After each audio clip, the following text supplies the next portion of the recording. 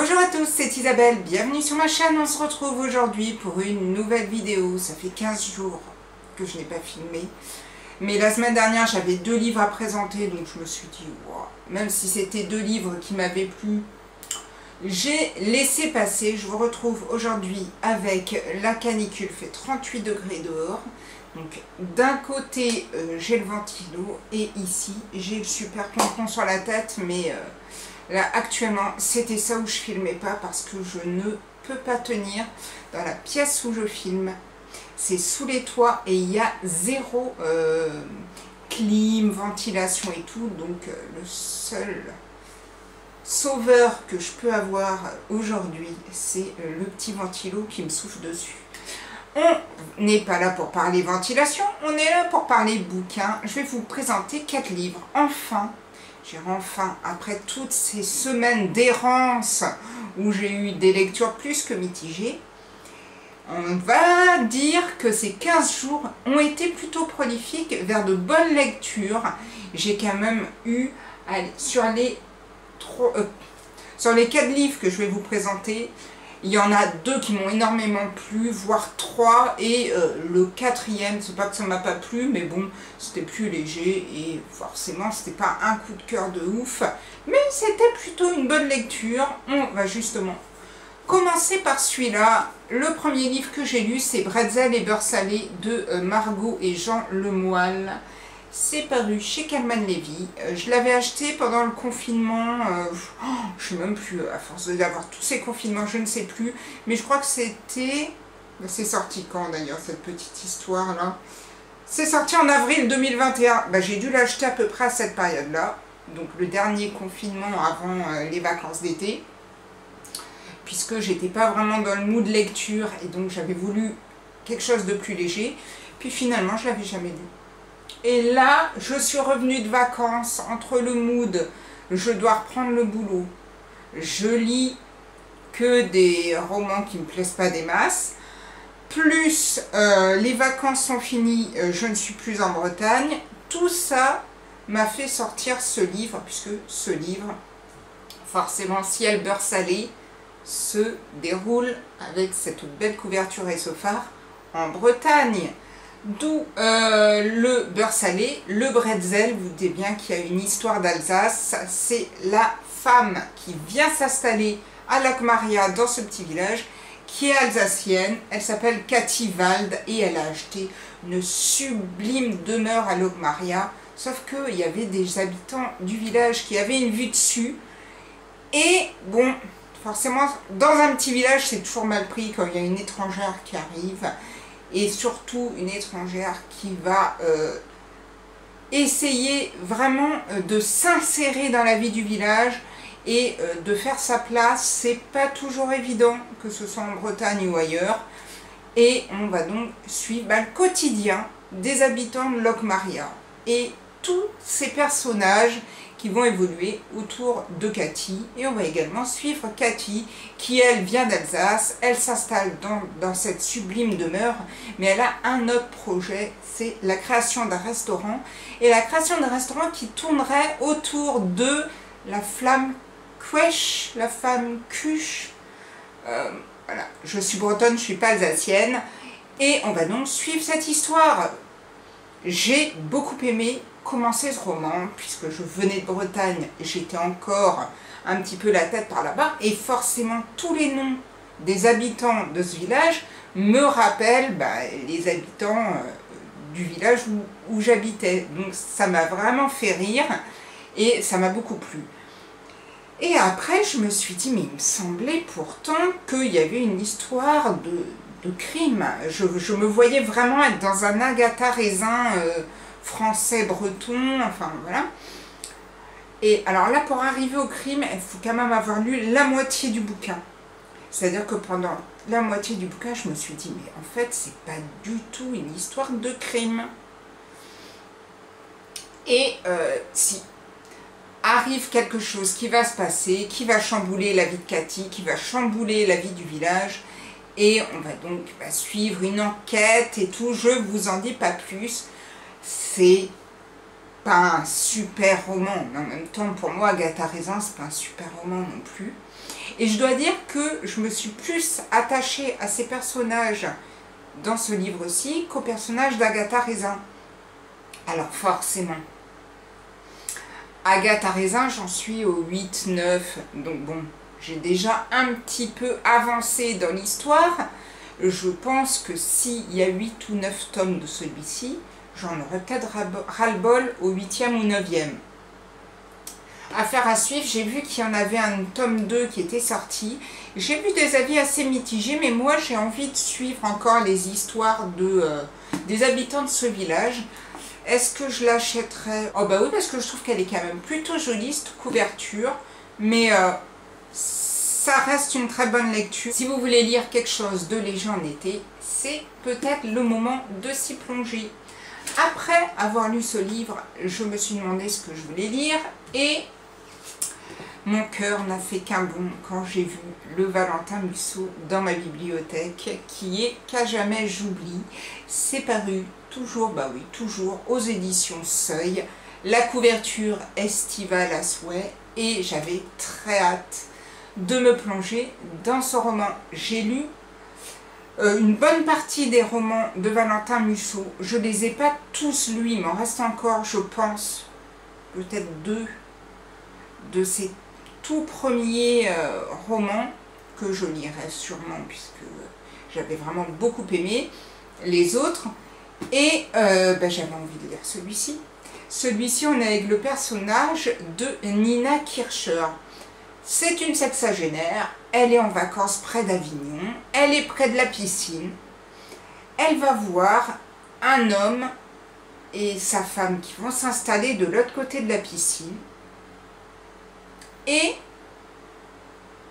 elle va faire quelque chose de totalement irréel, elle va poignarder cet homme.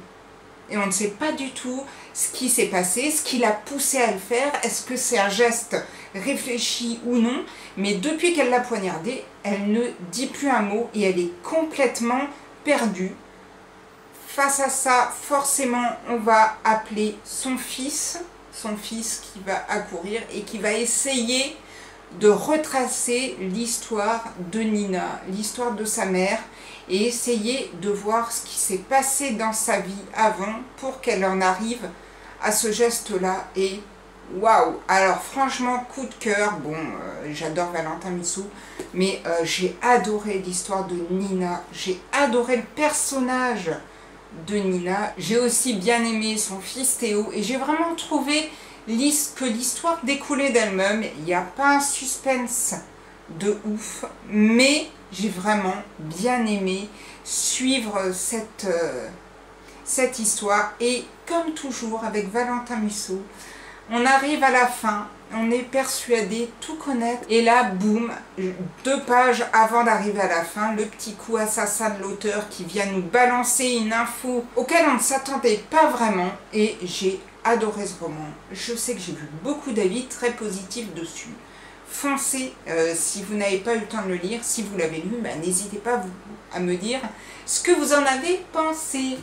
Une fois avoir fini un bijou tel Qu'à jamais j'oublie, j'ai eu envie de continuer sur ma lancée des auteurs que j'aime. Et dans la pile à lire de cet été, et je l'avais déjà dans la pile à lire de ce printemps, j'avais le dernier Jacques Expert, Plus fort qu'elle. C'est paru chez Calman Levy dans la collection noire. Et alors bon, si vous suivez mes vidéos, vous savez que je ne peux pas résister à Jacques Expert.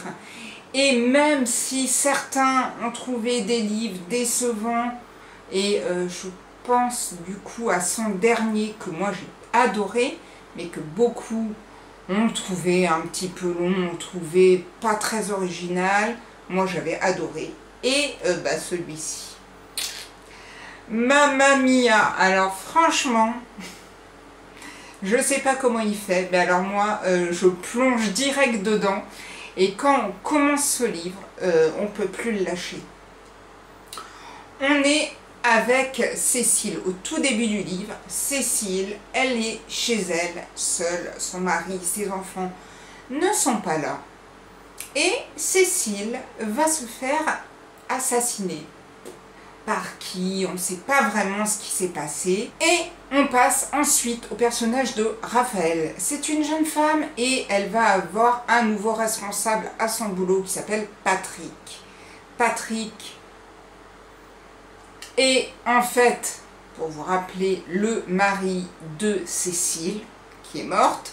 Donc ce Patrick est au boulot. Raphaël est follement attiré par cet homme et lui va un petit peu profiter et va entretenir une petite liaison avec Raphaël. Il lui dit qu'elle est la femme de sa vie, qu'il faut qu'elle quitte tout pour lui et tout, ce qu'elle va faire. Et tout ça va se mettre en place et je vous en dis pas plus. Je sais que certains vont dire la même chose finalement que pour son roman précédent qui s'appelait, je ne sais plus comment, mais oui, qui s'appelait Le jour de ma mort. Je sais très bien qu'il y a des gens qui vont trouver ça très facile, qui vont pas vraiment adhérer, mais moi je m'en fous. J'aime Jacques Expert et j'ai encore adoré ce roman et j'ai été pris dedans et je me suis posé 100 millions de questions et j'ai dit, bon, j'ai dit plein de choses que je ne vous dirai pas, mais j'ai vraiment été prise dans cette histoire. Je ne peux que vous encourager à le lire. Je sais que peut-être que ça ne vous plaira pas. Si vous l'avez lu, que ça ne vous a pas plu, n'hésitez pas à me le dire, hein, je le prendrai pas mal. Mais moi, j'ai une nouvelle fois beaucoup aimé ce roman. Et on va passer au dernier, j'allais dire au petit dernier. Peut-être pas, parce qu'il fait quand même 600 pages. Mais un jour est arrivé dans ma boîte mail une proposition d'une maison d'édition qui me demandait si j'acceptais de recevoir donc, le roman dont je vais vous parler. Et je crois franchement que il n'aurait pas pu me faire plus plaisir puisque le premier tome que j'avais lu du même auteur était juste magnifique, magnifiquement écrit et l'histoire coulée d'elle-même. Et forcément, si je vous montre le roman, au nom de l'auteur, vous allez vous douter d'un petit lien régional qui nous unit, puisque j'ai reçu Exil pour l'enfer de Gwenaël Le Guellec. Si ça c'est pas breton, donc forcément j'avais lu Armorican Psycho, qui est son premier roman, où on trouvait déjà le personnage de Johan, j'allais dire Johan, de Johan Roscoe, un personnage qui est atteint d'une maladie et qui voit en fait le monde en noir et blanc. Ne me demandez pas le nom de la maladie, j'ai complètement zappé.